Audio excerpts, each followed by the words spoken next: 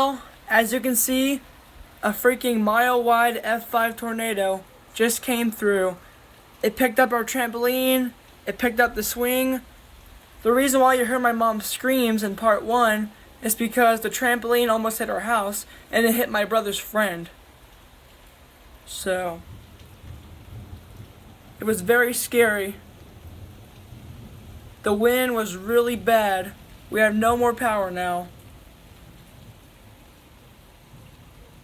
So yeah, these are the results.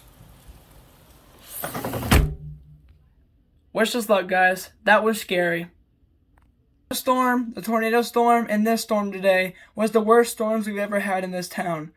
I wish you all the best of luck who live in this town, and everybody else in the entire world. I hope you guys are safe. Wish us luck. I wish you guys luck as well. Thanks for watching.